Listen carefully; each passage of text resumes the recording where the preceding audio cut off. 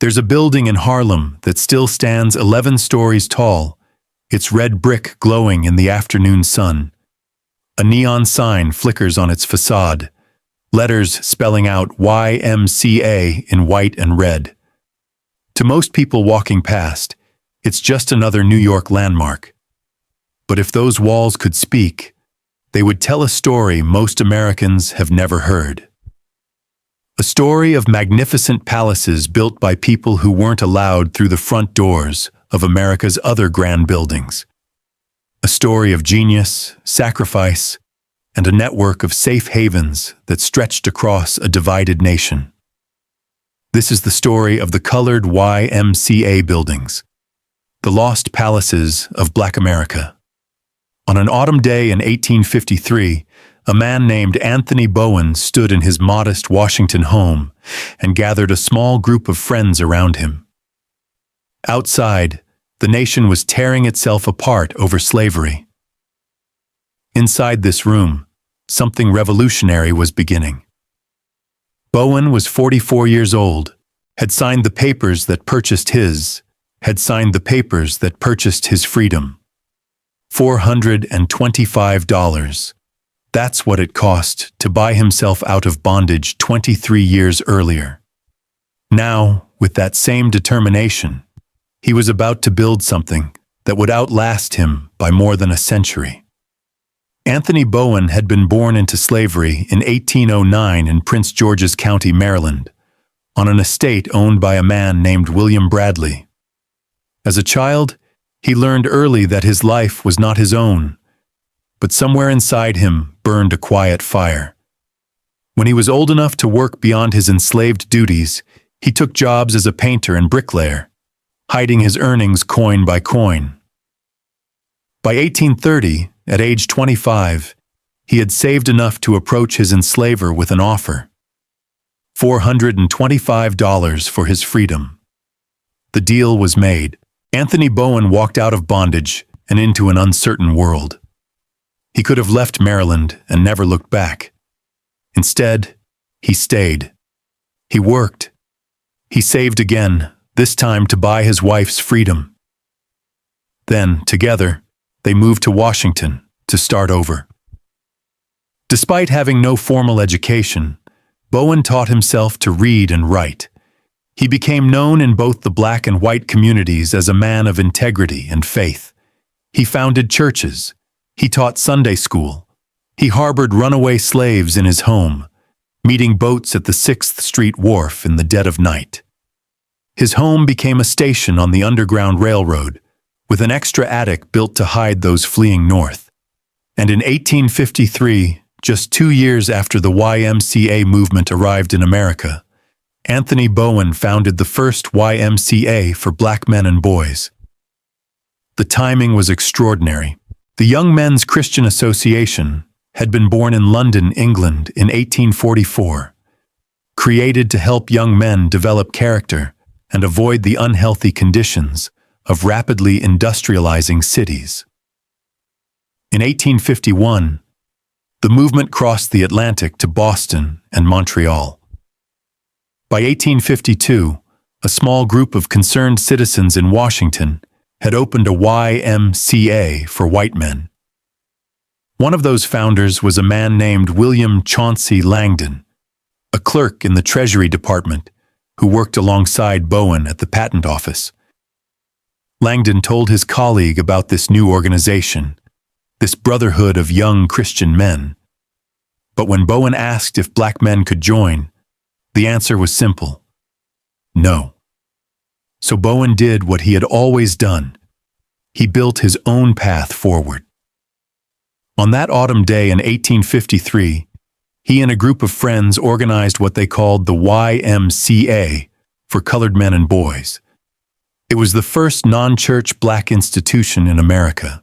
For the next 38 years, it existed without a permanent home.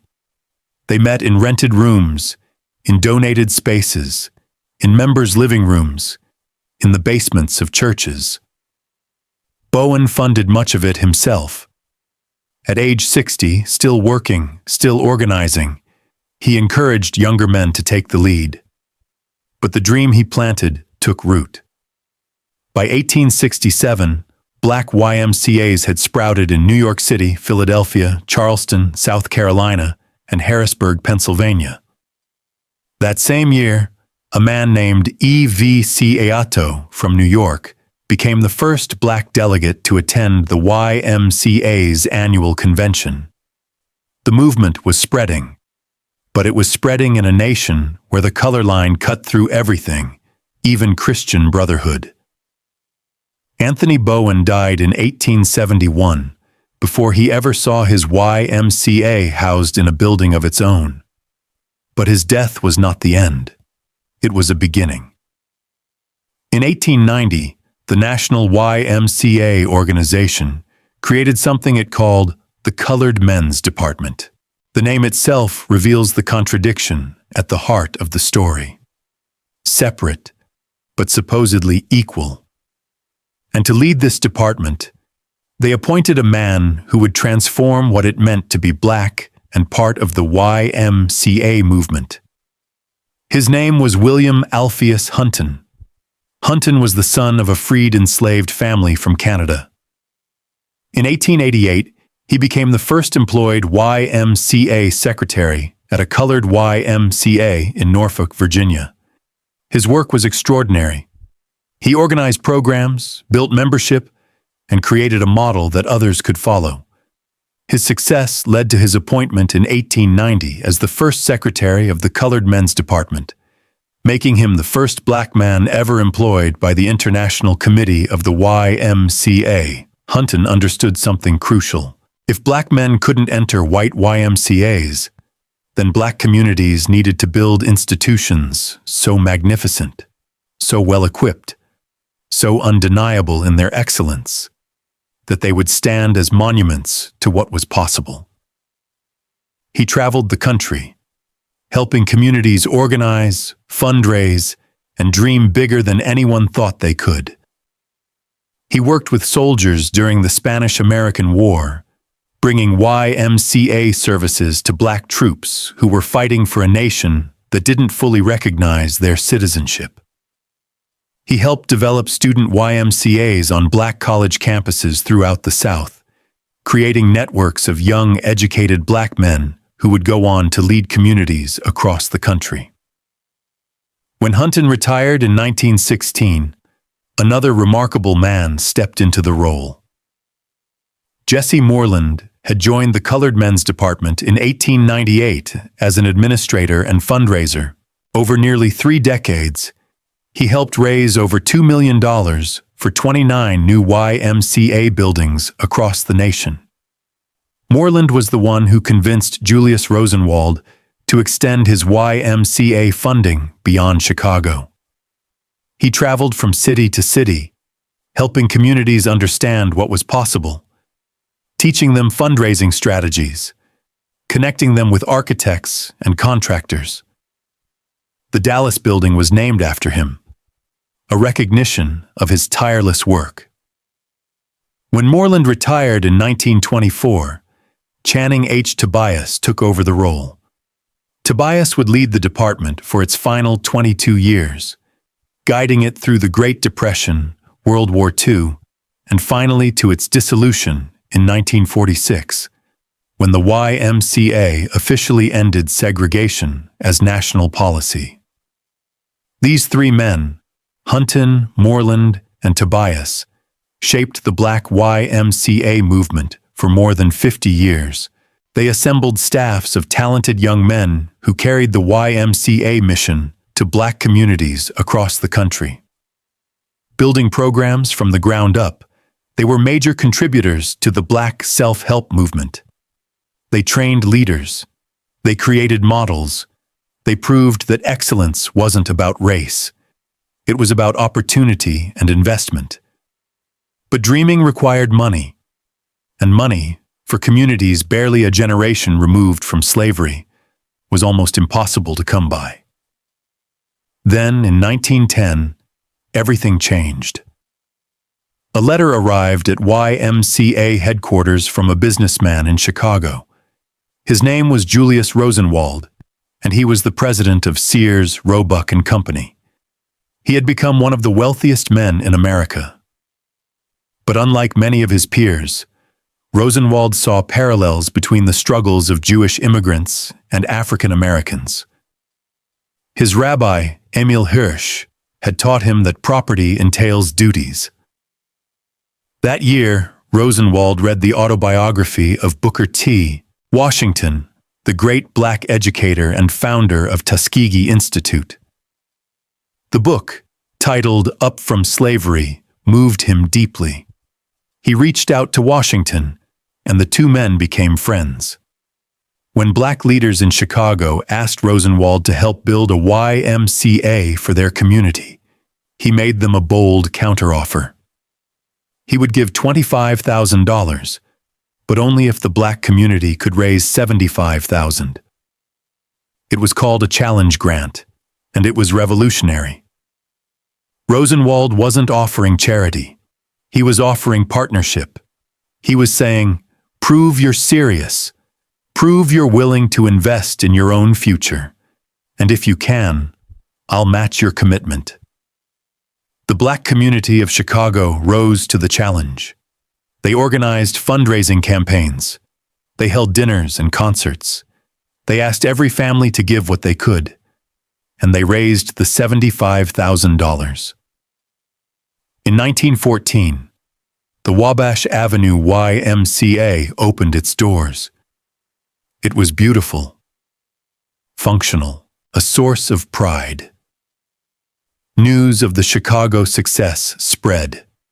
Rosenwald expanded his offer. He would give $25,000 to any city in America that could raise $75,000 for a black YMCA. The challenge seemed impossible. $75,000 in 1910 was an enormous sum, equivalent to millions today. And he was asking communities where most people earned less in a year than white workers earned in a month. Communities still recovering from slavery, still fighting sharecropping systems designed to keep them in perpetual debt. Communities where a bad harvest could mean starvation. But between 1910 and 1933, communities across the nation answered the call. They didn't just meet his challenge, they exceeded it beyond anyone's imagination. Black Americans, many of them sharecroppers and laborers earning pennies, raised a total of $4.4 million. Think about that number. $4.4 million from people who had almost nothing. The stories of how they did it are heartbreaking and inspiring in equal measure. They emptied bags of old coins representing years of savings, coins hidden under floorboards, saved penny by penny from selling eggs or doing extra laundry. They set aside Rosenwald patches when they planted their cotton, entire sections of their fields dedicated to the YMCA fund. Whatever those patches yielded would go to the building. They organized pie sales and fried chicken suppers, women cooking for days to sell plates for 50 cents each.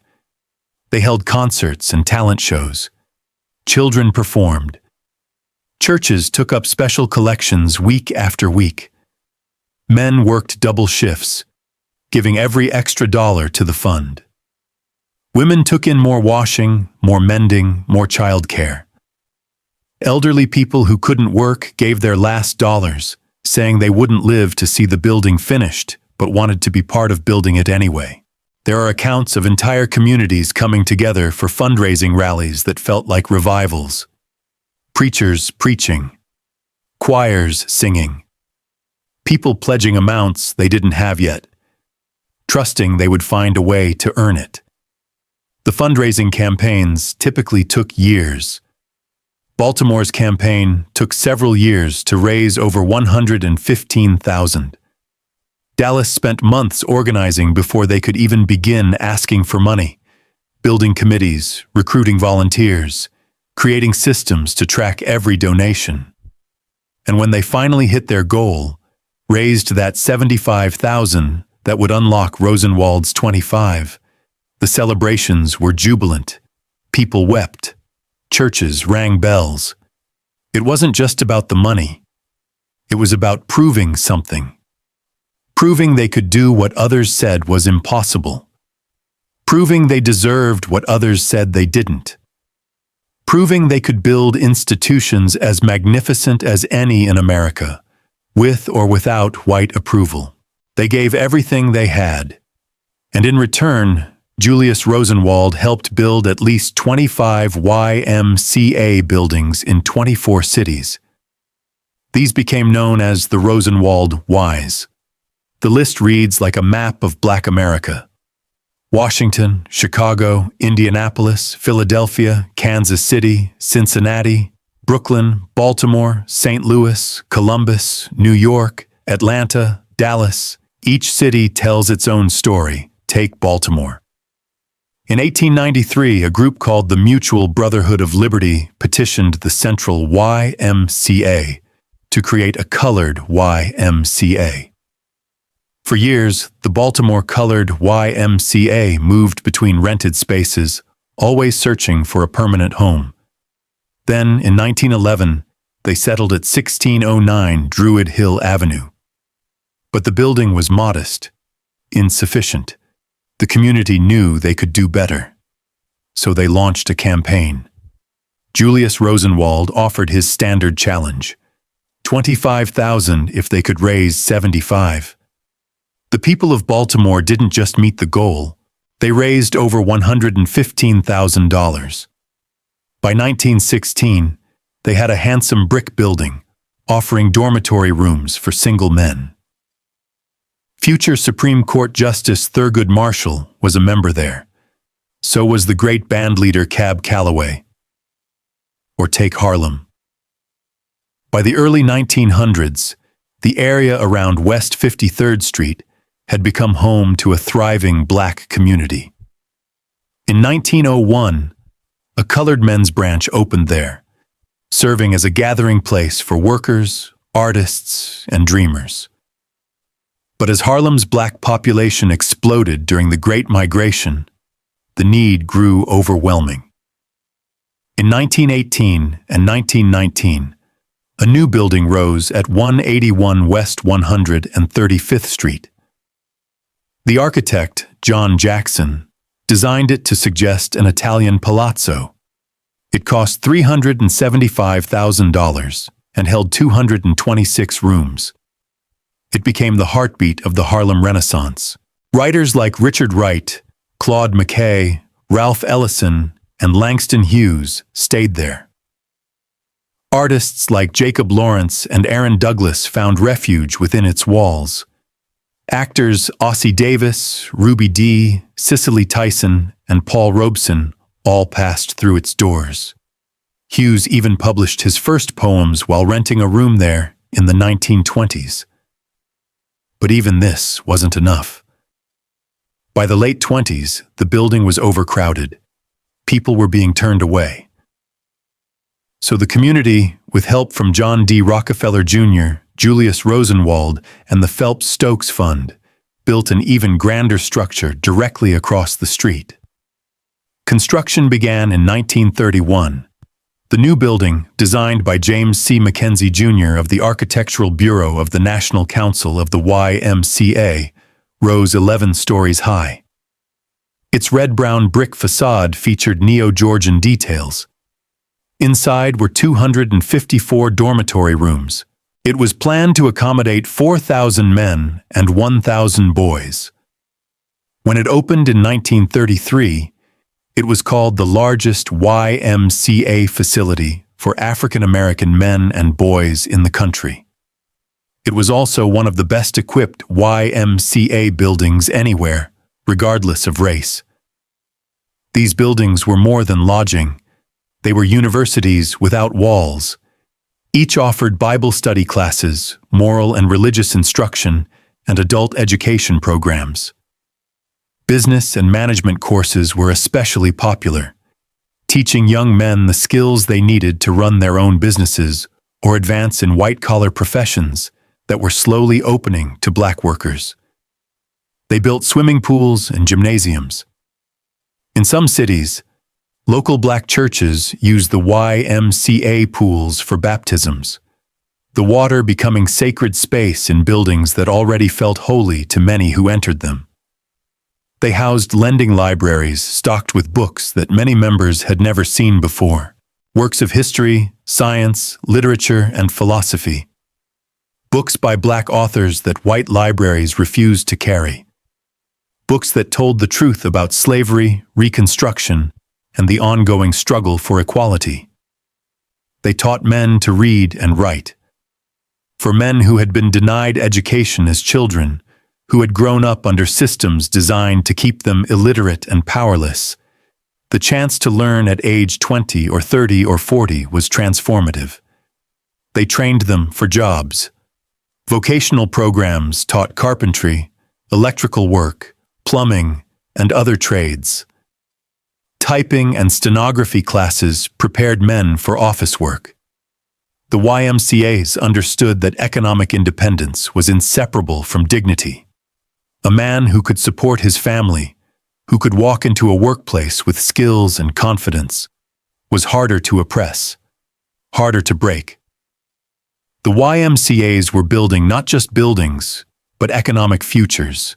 During the First and Second World Wars, they served as havens for black servicemen who were denied shelter and restaurant service everywhere else in a segregated nation.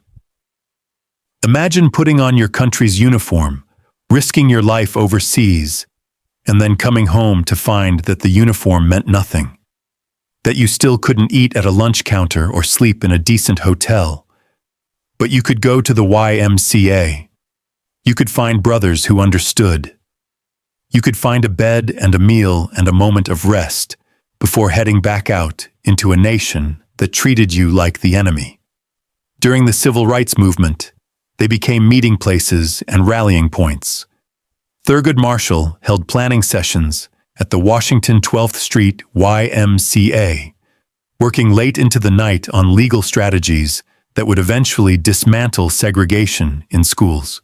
The NAACP held public meetings at the Dallas Moreland YMCA throughout the 1950s, organizing boycotts, planning demonstrations, raising funds for legal battles. These were not passive buildings. They were fortresses, command centers, places where the architecture of oppression was being carefully dismantled, one strategy session at a time. These buildings were what one YMCA leader called educational and spiritual oases. They were safe places where black men could discuss the issues of the day without having to mute their views or hide their anger. In white spaces, black men had to be careful, had to watch every word, had to present themselves as non-threatening, agreeable, grateful. But inside the YMCA, they could be themselves. They could be angry about injustice. They could dream without limit. They could plan resistance. They could simply be human, without performance or pretense. The architecture itself was a statement. Take the Dallas Moreland YMCA. By 1928, Dallas had plans to build 3 new YMCA branches. 2 for whites, 1 for African Americans. The black community was challenged to raise $50,000. They didn't just meet it. They raised $75,000. Julius Rosenwald added his $25,000, making Dallas the 24th city to receive money from his fund. The building, named after Reverend Jesse Moreland, was designed by architects Ralph Bryan and Walter Sharp in the Italian Renaissance Revival style. 3 stories of red brick with cast stone detailing. When the cornerstone was laid on April 6, 1930, members of the Black Grand Lodge of the Knights of Pythias presided over the ceremony. By 1956, the Moreland YMCA had over 2,700 members. It had 37 rooms, 28 singles, 9 doubles, all equipped with hot and cold water. Cafe service. Rates were 75 cents to $1 daily, $2 weekly. Future heavyweight champion Muhammad Ali stayed there. So did future Supreme Court Justice Thurgood Marshall, but behind the grandeur was struggle. The fundraising campaigns required black communities to give far beyond their means, in an era when most black workers earned a fraction of what white workers made, when sharecroppers were trapped in cycles of debt, when entire neighborhoods lived in poverty. These communities somehow pulled together staggering sums. They did it because they understood what these buildings represented: dignity, self-determination, proof that they could build institutions as fine as any in America, even when the doors of white institutions remained locked against them. And those doors remained locked for a long time. The YMCA, despite its Christian mission, maintained racial segregation as official policy from 1851 until 1946. During World War II, as black soldiers fought overseas to defend democracy, they came home to find they still couldn't swim in the same pools or sleep in the same dormitories as white soldiers. The contradiction became impossible to ignore. In 1946, after years of pressure from black YMCA leaders, the National Council passed a resolution calling for local associations to work steadfastly toward the goal of eliminating all racial discrimination. They dissolved the Colored Work Department. They abolished racial designations in their publications. On paper, segregation was over, but paper doesn't change hearts. In 1965, directors of the St. Petersburg, Florida downtown YMCA signed a pledge that the organization would not practice racial discrimination. They were forced to do so when the United Fund threatened to stop funding any segregated organization. Even then, the change was slow. A 1969 article in the St. Petersburg Times compared the two local YMCAs and titled it, "St. Petersburg Ys, One Happy, One Humble." The downtown YMCA was a stunning Mediterranean revival building, opened in 1927 as a triumph for the city. The Melrose Park YMCA, which had opened in June of 1945 as the colored branch, was a modest clubhouse that served as the only public civic center for people of color in the city. Even after black children were allowed to participate in programs at the downtown facility, the Melrose YMCA remained separate, underfunded, struggling. It finally closed in the late 1970s, and it wasn't alone. In 1967, racial discrimination was formally banned in all YMCAs across the country.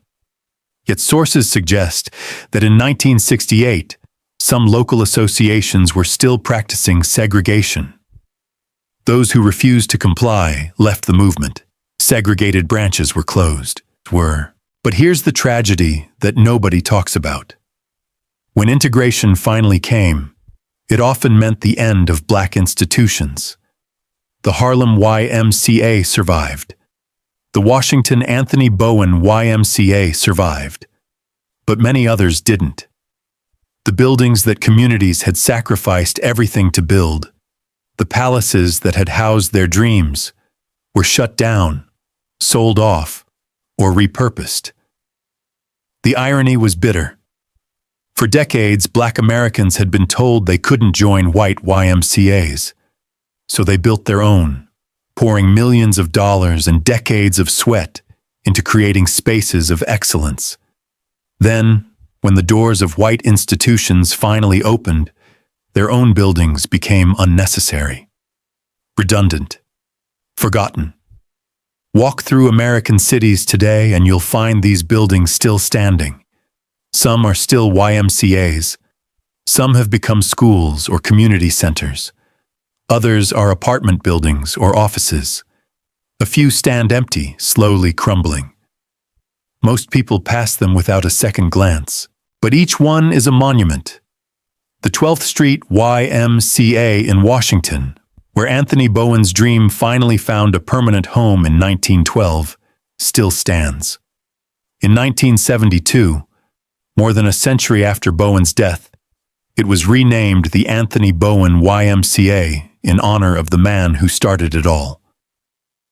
Today, it houses the Thurgood Marshall Center for Service and Heritage, carrying on the legacy of community support that Bowen began. The Harlem YMCA at 180 West 135th Street still towers over the neighborhood, its red and white neon sign visible for blocks. It was declared a National Historic Landmark in 1976 for its association with Claude McKay, the Harlem Renaissance writer who lived there from 1941 until 1946. In 1998, it received New York City landmark status. Inside, a mural by Aaron Douglas titled "Evolution of Negro Dance" still graces the walls. The building continues to serve as one of Harlem's most important recreational and cultural centers. In Baltimore, the Druid Hill YMCA building still stands as a reminder of the community that raised over $115,000. From 1938 to 1967, it was listed in the Negro Motorist Green Book, that essential guide that told Black travelers where they could safely eat, sleep, and find services in a segregated America. The YMCAs were in that book because they offered something priceless: safety, dignity, a place where a Black traveler could rest without fear or humiliation. Think about what that meant. A Black family driving from Chicago to Atlanta in the 1940s couldn't stop at most hotels, couldn't eat at most restaurants. Signs reading "whites only" or "no coloreds" greeted them at every turn. But they could look in their green book and find a YMCA. They could find a clean bed, a warm meal, and people who looked like them. During the World Wars, Black servicemen in uniform, men who had risked their lives for their country, were turned away from restaurants and hotels. But the YMCAs welcomed them, gave them a place to sleep, to eat, to simply exist without degradation. The buildings housed more than bodies. They housed dreams. Young men arrived from the South during the Great Migration, carrying everything they owned in a single suitcase. The YMCA gave them a room while they looked for work. It gave them classes to improve their skills. It gave them a community. Langston Hughes wasn't the only artist who found inspiration within those walls. Countless musicians, writers, painters, and performers lived in YMCA dormitories while they pursued their crafts. The buildings became incubators of Black culture and creativity. They also became centers of resistance. When the civil rights movement gained momentum in the 1950s and 60s, YMCA buildings served as meeting places where activists could organize without white oversight. The Dallas Moreland YMCA hosted Dallas NAACP meetings throughout the decade. Strategies were planned, protests were coordinated, bail money was collected. The same buildings that had been created because of segregation became weapons in the fight to end it. In 1915, at the Wabash Avenue YMCA in Chicago, a historian named Carter G. Woodson gathered with a small group to form the Association for the Study of Negro Life and History. Woodson had just attended a national celebration of the 50th anniversary of emancipation. He was inspired by the exhibits showing the progress African Americans had made since the end of slavery. He wanted to ensure that this history would be researched, celebrated, and preserved.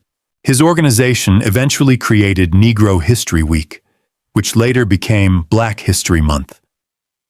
It all started in a YMCA building.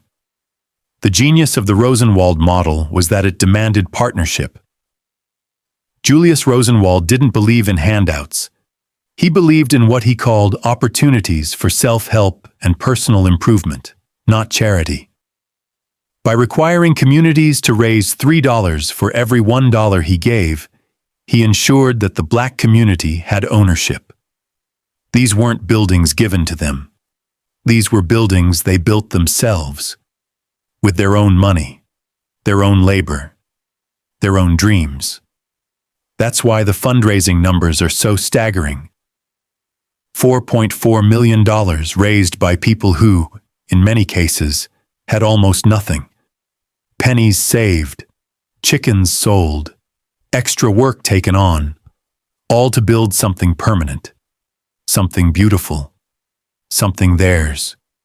Julius Rosenwald died in 1932, but his impact lived on. Over his lifetime, he donated approximately $70 million to various causes, with nearly half going directly to African Americans. Beyond the 25 YMCAs, he helped build over 5,000 schools for black children across the South. These Rosenwald schools educated hundreds of thousands of children who would otherwise have had no access to quality education. He funded black colleges. He supported the NAACP's efforts against injustice. He even provided a third of the litigation costs for Brown versus Board of Education, the case that ended school segregation. And he did it all with the philosophy that the wealthy had a duty to give while they lived, not hoard until their final days. Rosenwald was Jewish, an immigrant son who had faced discrimination himself. He saw the parallels between hatred directed at Jewish people and hatred directed at black people. He understood that prejudice against one group rarely stops there. His partnership with Booker T. Washington was built on mutual respect and shared vision. Washington recognized the power of these buildings, understanding they would help young black men find themselves, articulate themselves, and claim their place in civilization. But we must be honest about the full story. These magnificent buildings were born from injustice. They existed because Christian organizations that preached brotherhood practiced segregation. The YMCA's founding mission was to promote the spiritual and moral condition of young men. Yet for nearly a century, it decided that white young men and black young men could not pursue that mission together. The Colored Men's Department was an institutional admission of contradiction. A separate bureaucracy to manage separate facilities for people deemed separate, lesser, other.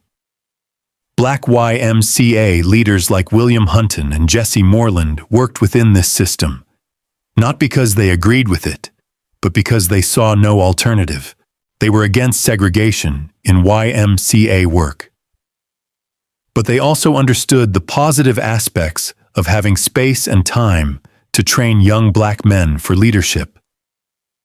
The black YMCAs became autonomous community centers, run by black men, for black men. In a world where black people had so little control over the institutions that governed their lives, this autonomy mattered. It provided leadership opportunities, decision-making power, a chance to shape their own community's future. That autonomy also meant that when integration came, something was lost. In theory, integration meant equality. In practice, it often meant absorption. When black YMCAs merged with white YMCAs or closed altogether, black staff lost jobs. Black leaders lost positions of authority. Black communities lost gathering places that had been theirs and theirs alone. Some communities felt a profound sense of loss. The buildings had been more than YMCAs. They had been the centers of black community life, places of deep cultural connection. When they closed, something irreplaceable disappeared. This is the painful complexity of the story. The buildings should never have been necessary. They existed because of racism. But once they existed, they became sources of pride, power, and community. Their loss, even in the name of integration, left scars. Today, when we talk about integration as an unqualified good, we rarely acknowledge what was sacrificed. We don't talk about the black institutions that closed their doors forever. The black-owned businesses that couldn't compete once white businesses opened to black customers. The black neighborhoods that were demolished in the name of urban renewal. Integration was necessary and just. But it was not without cost. The story of the Colored YMCAs is a story about what happens when a people are denied access to the table. So they build their own table. And they don't build something small or shabby or apologetic. They build something magnificent. 11-story buildings with Neo-Georgian details. Italian Renaissance Revival palaces with cast stone detailing. Swimming pools tiled in blue. Gymnasiums with gleaming hardwood floors. Libraries filled with books. These buildings announced to the world that black Americans would not accept second-class status, even when it was forced upon them. If they had to build separate, they would build excellent. But here's what we've lost. Walk through most American cities today and ask people about the Colored YMCAs. Ask them about Anthony Bowen. Ask them about Julius Rosenwald's 25 YMCA buildings. Ask them about the $4.4 million raised by sharecroppers and laborers. Most people won't know.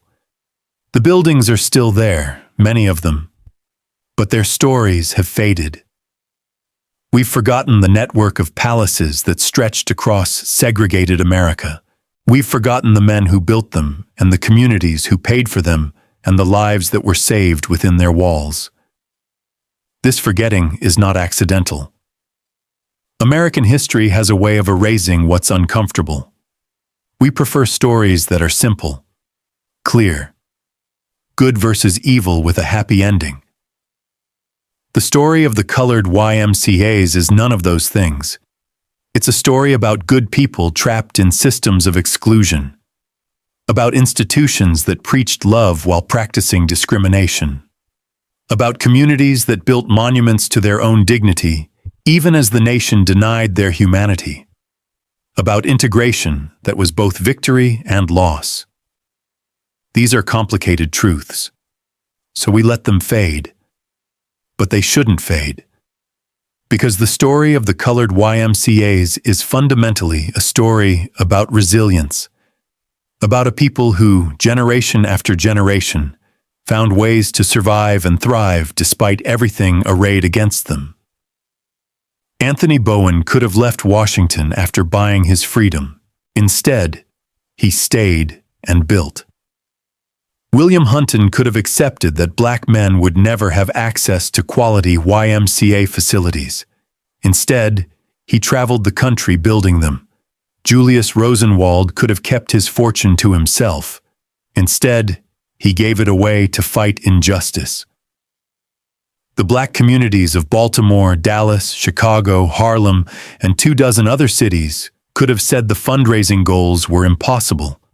Instead, they emptied their pockets and built palaces. That's the story we need to remember. Not just the racism that made the buildings necessary, but the brilliance, determination, and sacrifice that made them real. Not just the segregation, but the community. Not just what was denied, but what was created. These buildings stand as proof that even in the darkest times, even when every door was closed, black Americans found a way to build their own doors, their own rooms, their own palaces, and they built them to last. In 1976, when the Harlem YMCA was declared a National Historic Landmark, the designation specifically mentioned Claude McKay. He was a leading figure of the Harlem Renaissance, a poet and writer who lived in the building from 1941 until 1946. His work challenged racism, colonialism, and injustice. He wrote about black life with honesty and power, and he did some of that writing in a room at the YMCA, surrounded by other black men who were also trying to make sense of their place in a world that didn't want them. That's what these buildings provided: space to think, to create, to become. Langston Hughes, another giant of the Harlem Renaissance, also spent time at YMCA buildings. While renting a room at the Washington 12th Street YMCA in the 1920s, he published his first works of poetry. His voice, which would go on to define a generation, found its earliest audience from within those walls. How many other voices were nurtured there? How many dreams were born in those dormitory rooms? How many young men arrived alone and afraid and found community? How many left equipped with skills and confidence they didn't have before? The numbers tell part of the story. By 1896, there were 60 active YMCAs for Black Americans. By 1924, membership had grown to 28,000 across 160 YMCAs. That's 28,000 young Black men who had access to education, physical fitness, spiritual guidance, and community support. In an era when most of the nation's institutions were designed to exclude or degrade them, these buildings said, "You belong. You matter. You deserve excellence." The buildings also said something to white America, though white America rarely listened. They said, "Look at what we can do when you give us even the smallest opportunity. Look at what we can build when you get out of our way." Julius Rosenwald understood this. That's why his challenge grants were so powerful. He wasn't rescuing helpless communities. He was partnering with capable ones. He was proving that the problem wasn't Black inability. It was white refusal to invest. When given the chance, Black communities built world-class institutions. Today, the legacy continues in unexpected ways. The YMCA movement as a whole has learned from its history.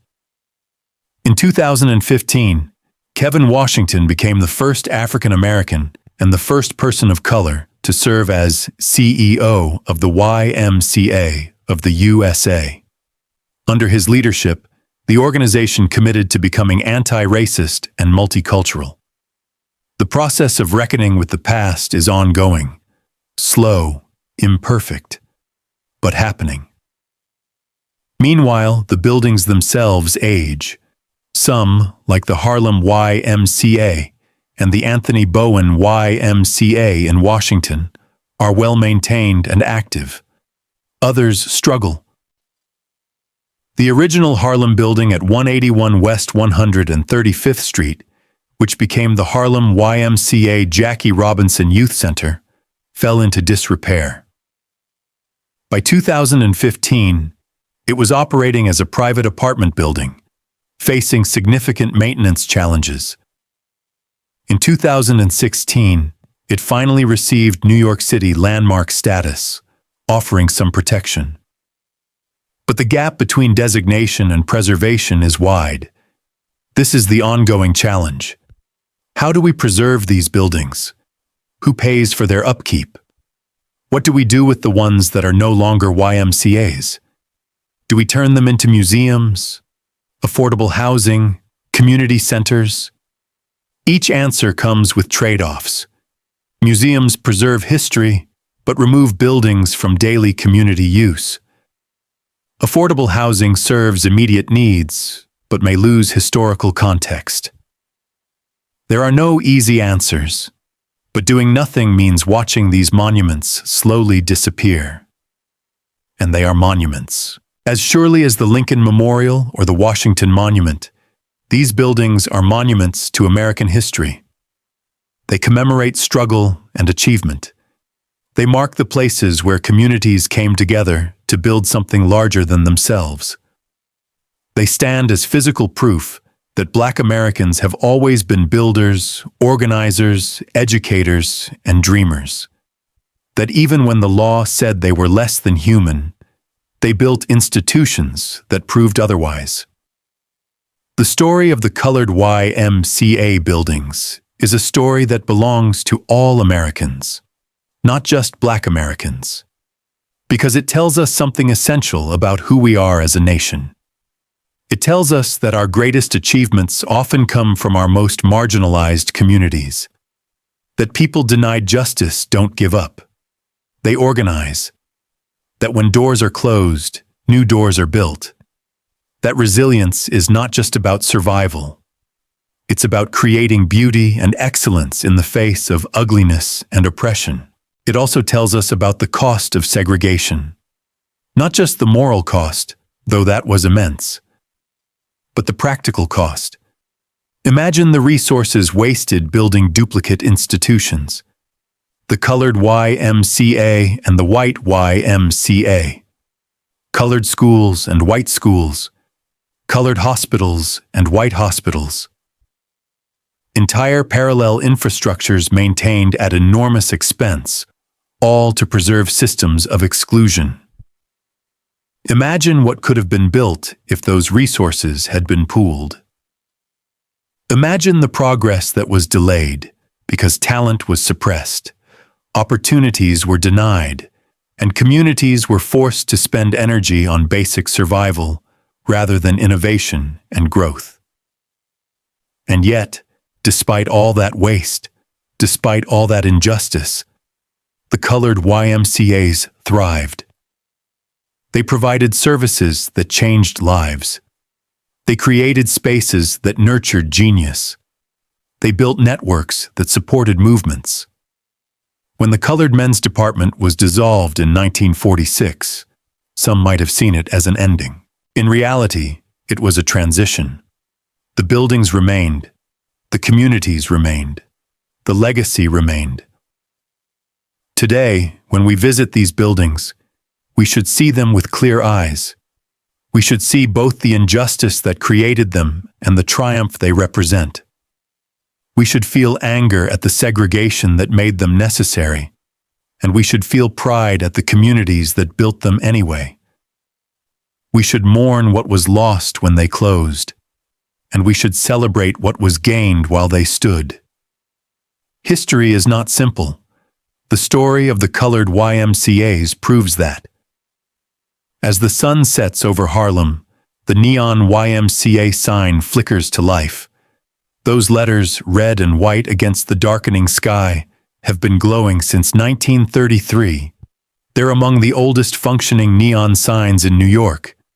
They've watched the neighborhood change. They've seen the Harlem Renaissance bloom and fade. They've witnessed the civil rights movement. They've survived urban decay and gentrification. And they're still there. Still welcoming. Still serving. Inside that building tonight, young people are swimming in the pool, playing basketball in the gym, studying in quiet rooms. Some of them know the history of the building they're in. Most don't. But they're living that history nonetheless. They're the continuation of something Anthony Bowen started in 1853, something William Hunton built in the 1890s, something Julius Rosenwald funded in the 1910s, something entire communities sacrificed to create.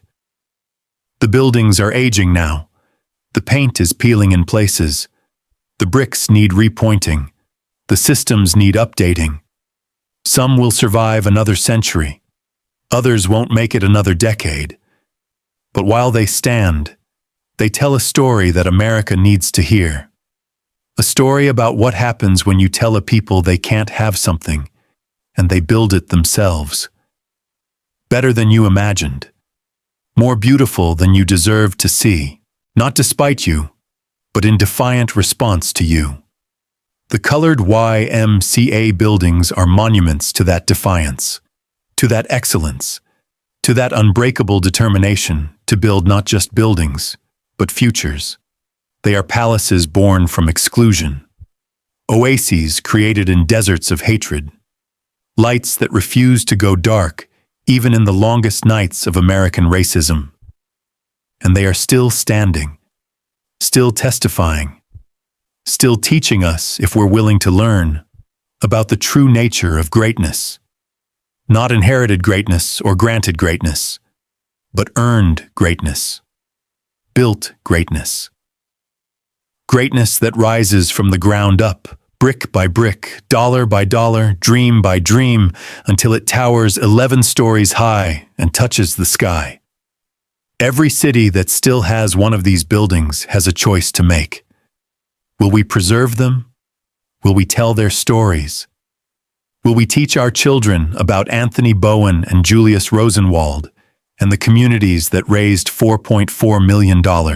Or will we let them crumble into dust, their stories forgotten, their lessons lost? The buildings themselves cannot last forever.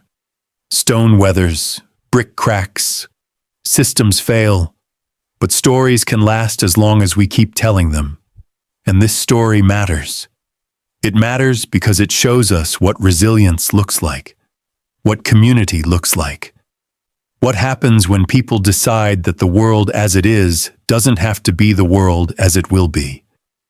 The Black Americans who built these YMCAs were living in a nation that had enslaved their grandparents, that lynched their neighbors, that denied them the vote, that segregated their children's schools, that refused them service at restaurants and hotels, that treated them as less than human in 1,000 daily degradations. They had every reason to despair, to give up, to accept that America would never change. Instead, they built. They organized. They saved. They sacrificed. They created institutions that said, "We are here, we matter, we deserve excellence, and we will have it whether you grant it or not." That spirit, that determination, that refusal to accept the unacceptable, that's what these buildings represent. That's what they teach us. That's why they matter. Not just as history, but as inspiration, as challenge, as proof that change is possible when people commit to making it happen. The neon signs may fade, the bricks may need replacement, the buildings may one day fall, but the story they tell, the truth they embody, should echo through generations. Because every time someone builds something beautiful in the face of ugliness, every time someone refuses to accept injustice, every time a community comes together to create what others said was impossible, they're walking in the footsteps of Anthony Bowen, of William Hunton, of Jesse Moreland, of Julius Rosenwald, of the thousands of Black Americans who gave everything they had to build palaces on hills where they were told they didn't belong. These buildings are America at its worst and America at its best. The worst in the segregation that made them necessary. The best in the communities that built them anyway. Both truths matter. Both deserve to be remembered. Not to make us comfortable, but to make us better. To remind us what we're capable of, both the cruelty and the courage. To teach us that the arc of history doesn't bend toward justice on its own. It bends because people grab hold and pull with all their strength, generation after generation, until it finally moves.